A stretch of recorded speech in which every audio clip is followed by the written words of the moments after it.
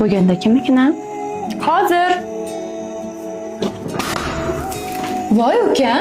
Assalomu alaykum opa, yaxshimisiz? Yaxshi keldingmi? Kir uyga. Nima qilarding ovora bo'lib? Hay opa, ovorasi bor ekanmi? Jiyanlarim ko'rinmaydi?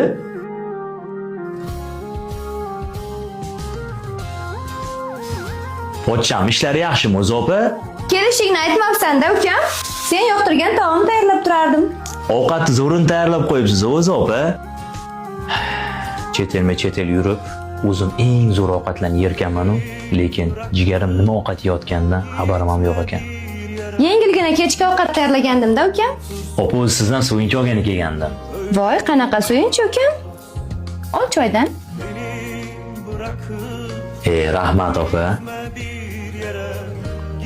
Aytgancha, yurtim suvlarini Namanganda birinchi qo'l dileri bo'ldim.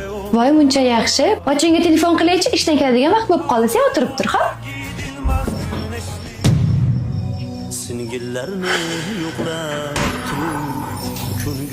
Voy, nega turib olding uka? Kir ichkariga. Yo'q opa, ketmasam bo'lmaydi, ishlarim bor edi. Ukam, senga yaxshiroq qara olmadim ham. Aksiga olib pochchangni oilaga ham chiqmay turibdi-da. Xafa bo'lmagan. Opa, xijolat bo'lmang, jiyanlarimni o'pib qo'ying. O'tirsang bo'lardi ukam. Keyin yana kelaman. Salom ayting pochchamga. Ha, xo'p. Yaxshi bor. Salom ayt uydagilarga. Xafa bo'lmay ketgan bo'lsin-da, ish qilib ukam. Voy.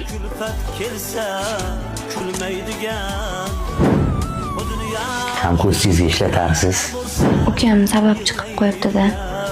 Sharoitimizni bilganday yo'qlab kelganini qarang. Mayli, topganlariga baraka bersin. Singillarni yo'qlab turing, ko'ngil uchun.